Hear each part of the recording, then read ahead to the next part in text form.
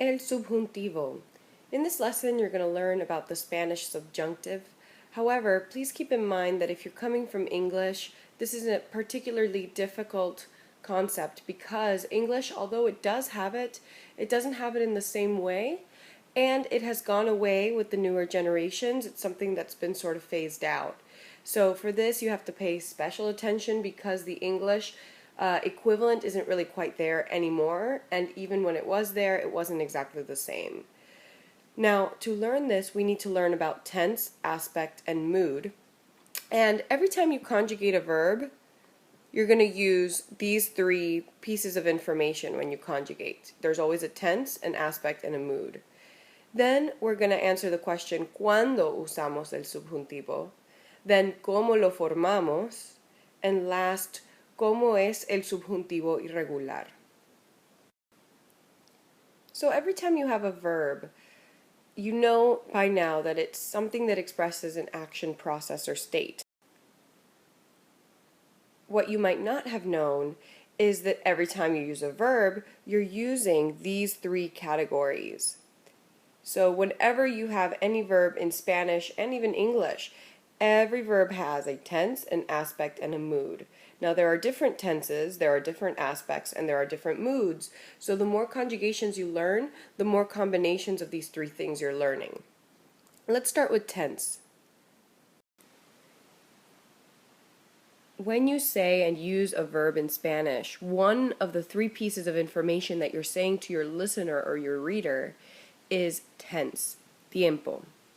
Los tres tiempos son el presente, el pasado, y el futuro. Those are your three tenses. So if you look, they're pretty easy to spot if you know your conjugations pretty well. Yo hablo is present tense. Yo hablé means that you already did it. And yo hablaré is future. If you remember correctly, there are other ways that you could portray the present tense. You could say yo estoy hablando, for example. My little O doesn't fit. Yo estoy hablando. That's another way to say something in the present tense about I am speaking. This is I speak. This is I spoke. You can say I used to speak. Yo hablaba. Future, there's really just one way. Yo hablaré. You can use the construction yo voy a hablar, but believe it or not, that's considered still present tense because of the fact that voy is conjugated for present tense. To explain the difference between those two different ways of saying the same tense in Spanish, that's where aspect comes in, aspecto. Now, aspecto is pretty much how long an action is. It's kind of the length of it. So, tiempo is when in time it falls, and aspecto is how long, kind of the length of it. Now, this isn't a strict measure that I can say, oh, 2 minutes it becomes one type of aspect. Less than 2 minutes, it's the other type of aspect. It's not like that. It's relative and it's different in every language, and it's more of a feeling. So, if an action is ongoing, or goes on for a while, or it's progressively happening, okay, or currently happening, we're going to use the progressive aspect. So if you look at this example, this is just like what I was saying in the previous slide. Miguel está escribiendo un libro. That's present progressive. Miguel escribía libros. That's the past progressive. So the information we have there is that it's the past tense and the progressive aspect. What's important is we actually call this the imperfect in Spanish. So make sure that you contrast that with the perfect aspects, like Miguel escribió un libro. The past perfect is the preterite in Spanish. Miguel escribe un libro is the present perfect in Spanish. He writes a book. The third bit of information that every verb carries is mood or modo. This, just like the name implies, yes, every time you say a verb, you're going to have it in there, whether you realize it or not. It's not until you learn the subjunctive, when you learn a different mood, that you really understand kind of the difference between the two. But just as the name suggests, it's kind of a feeling more than anything. So you get this feeling of something either being real or more of a probability or possibility, and that's what will make the difference between the mood that you choose. That's really tricky and kind of out there. But, in other words, mood distinguishes between an actual event and a hypothetical event. So there are going to be two different moods: the actual mood and the hypothetical mood. So the tenses were present, past, and future. The aspects were progressive and perfect. And then the moods are whether an event is kind of really happening or hypothetically maybe happening. The first of the two moods is the indicative. The indicative talks about an actual event. So far, every verb conjugation that you have learned has used the indicative mood. So that's really easy to sort of choose between the two right now, because you're really not. So all of them fall under the indicative. Kim goes to Greece tomorrow. This is an actual event. Yes, somebody could be lying, but don't read that far into it. Instead, just look at the sentence, and there is no doubt in this sentence. There is no sort of hypothetical statement in this sentence, so it is the indicative mood. The other mood is the hypothetical mood. So you could have any combination of the three tenses, the two aspects, and the two moods in Spanish, and that's why you have so many different conjugations in Spanish. Now, they would all portray different ideas. We are going to focus on the hypothetical today, and we're going to focus on particularly the subjunctive. So if we take a look at the hypothetical, it's not Kim goes to Greece tomorrow. It's Kim would go to Greece if she were wealthy enough. Not only is she not going to Greece, so this is a hypothetical statement, but she's also not wealthy enough. That's the implication. So because these are more implied statements, they're hard to spot and hard to know when to use the hypothetical mood or the indicative mood.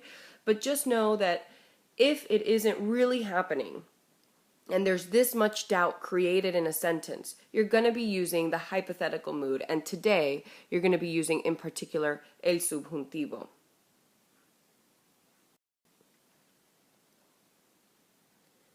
So just to drive the point home and to see it in a different way, modo, there are two different types, indicativo and hipotético. El indicativo es factual, objetivo y cierto, pero el hipotético, y hoy vamos a aprender el subjuntivo, es incierto, subjetivo y dudoso. Dudoso, guys, is doubtful. So let's take a look at these sentences and give it a preliminary try. Number 1 through 8, and make sure you pause the video, and what I'd like for you to do is to write I for indicative, if you think it's going to use the indicative, which are the forms that you've learned so far, and S for subjunctive, if you think it's going to use the hypothetical mood, which you're about to learn. Just give it a try and see if you can get the feel of the sentence.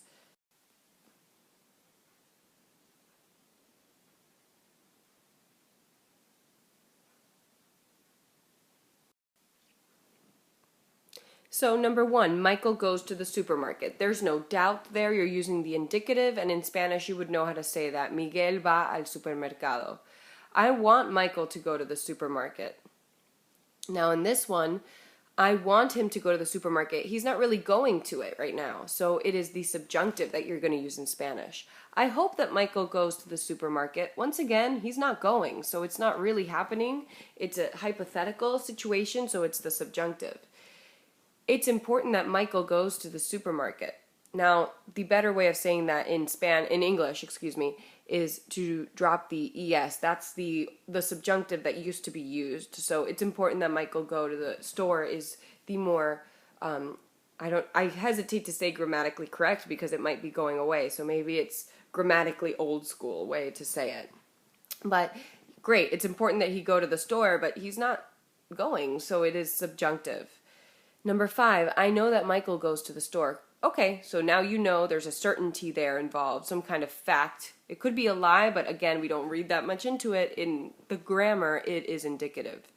Number 6, it's good that Michael go to the store. Once again, it's great, wonderful, but he's not necessarily going, so we're going to use the subjunctive in Spanish for that. It is possible that Michael will go to the store. Another example, it's possible, we're not saying that he is, so it is the subjunctive. And there is no doubt that Michael will go to the store. Okay, that one kind of spelled it out for you. There is absolutely no doubt he's definitely going, so that's the indicative. What I'm hoping you'll notice about all of the sentences that are subjunctive is they start off with these little expressions like I want, I hope that, it's important that, it's good that, it is possible that. And that's the way that you're going to learn the subjunctive that's going to make your life a lot easier. Instead of analyzing every single little sentence, I'm going to show you the expressions that commonly go with the subjunctive so that you will always know when to use it. But let's get technical for a minute. ¿Cuándo se usa el subjuntivo? El subjuntivo se usa cuando hay incertidumbre, uncertainty, duda, doubt, ignorancia, un deseo, a wish, you hope that something happens.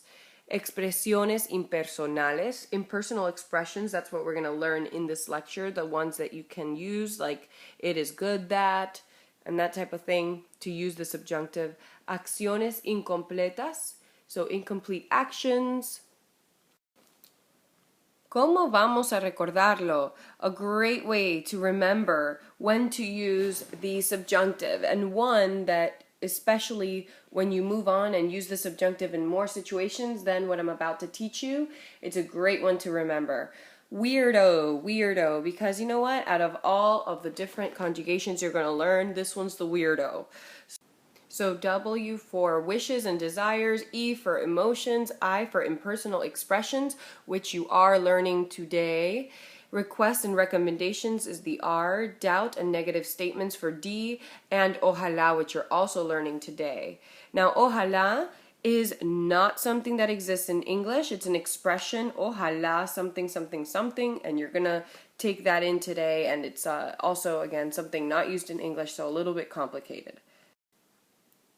So, the impersonal expressions that you are expected to learn in this video are es importante que, it's important that, es necesario que, it is necessary that, es preferible que, it's preferable or preferred that, es bueno que, it's good that, es malo que, it's bad that, es posible que, it's possible that, and es probable que, it's probable that. Now, all of these use the subjunctive. So it is probable that I go to the beach tomorrow. When you put I go in that sentence, you're going to use the subjunctive that I'm about to teach you. So all of these will come with verbs after them that are in the subjunctive. And we're going to also focus on the O of ojalá. Ojalá is something that doesn't exist in English, but the best way that we can translate it is I wish that, or I hope that, and even the very general if only, so all of those are going to be ojalá. Ojalá is a word that comes from Arabic because of the Arabic influence, the language influence that comes into Spain from Morocco. So if you see the breakdown of it, oh Allah, it's really like, oh God, I bring this upon us. Okay, so in Spanish, it's really used though as an I wish that, I hope that, if only that. Now, the way that you form the subjunctive, if you remember los mandatos formales, the same thing. Take the yo, drop the o, add the opposite ending.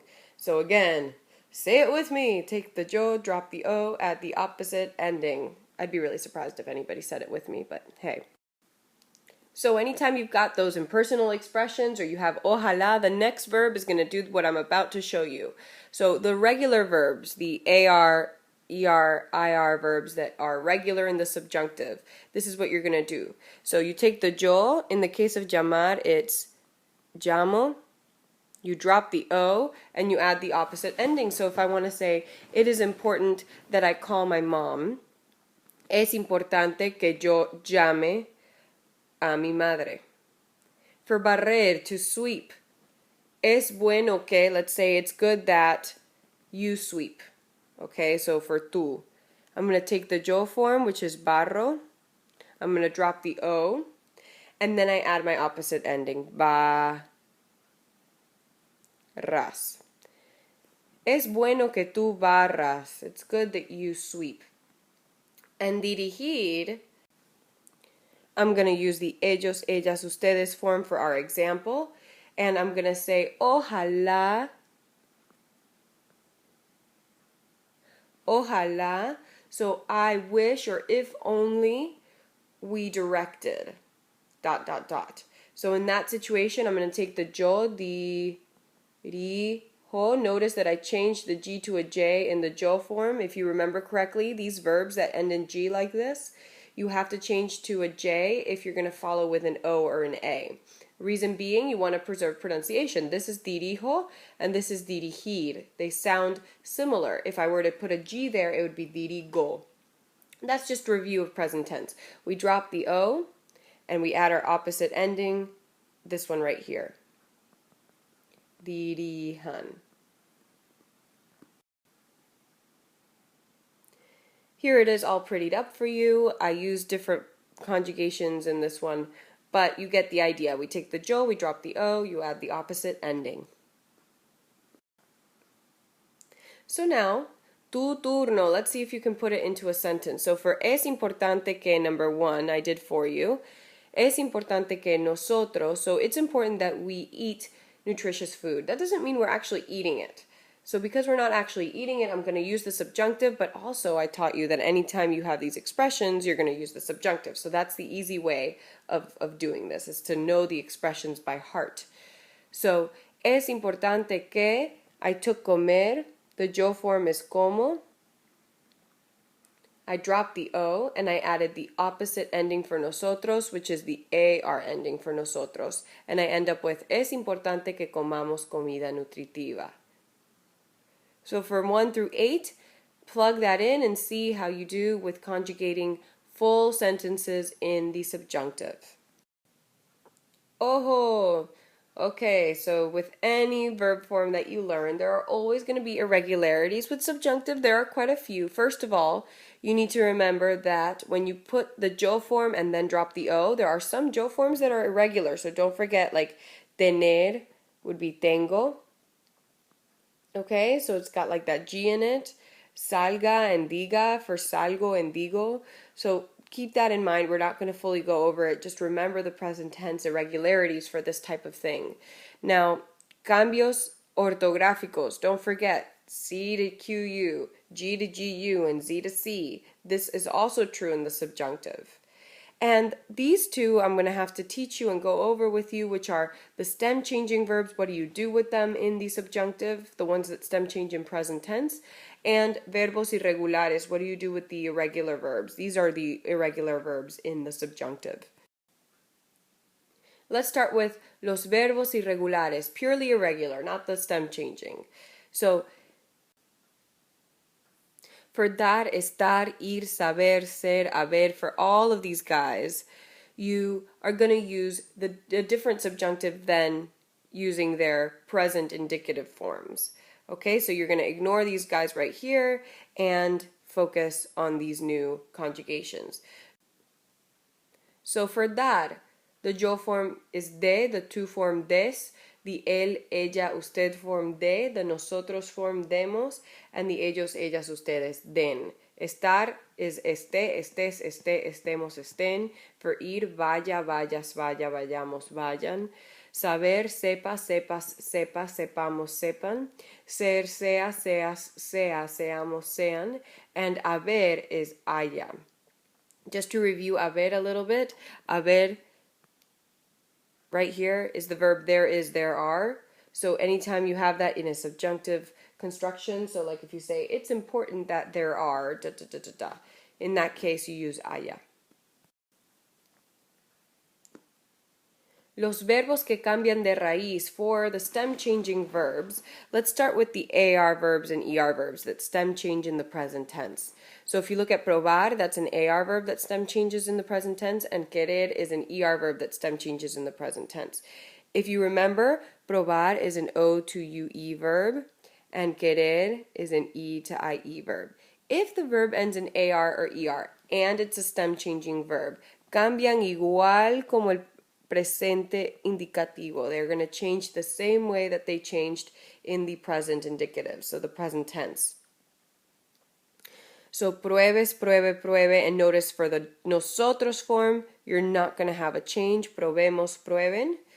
Quiera, quieras, quiera, queramos, quieran. The only difference is that the endings are the opposite. So probar was an AR verb, we use the ER endings. Querer is an ER verb, we use the AR endings.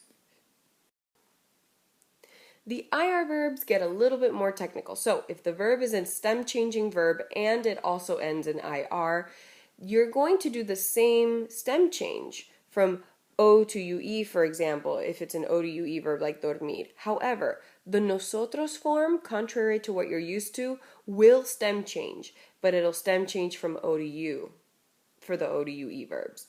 Now, if it's an E to IE verb, then they are going to all change the same way, except that the nosotros form is going to change from E to I. And if it's an E to I verb, all of the forms, including nosotros, will stem change. So duerma, duermas, duerma, durmamos, duerman. If you notice, the endings are the AR endings. So if you try one that is like preferir, to prefer, this is an E to IE verb. If I gave you this example, preferir, yes, I'm going to have the opposite endings, so I'm going to use the AR endings, but what's most important is that I'm going to keep the stem change the same. So prefiera, prefieras, prefiera, but then for nosotros, I'm going to use this stem. Prefiramos. So E to IE in all of the forms. In the nosotros form, it's E to I. And then E to I in all of the forms for E to I verbs. Tu turno. Now you get to practice. Please make sure you check if the verb that you're about to use is irregular or it is stem changing. So for this, you're going to form sentences y tradúcelas, por favor. Please translate them. Make sure you know exactly what you're saying in Spanish.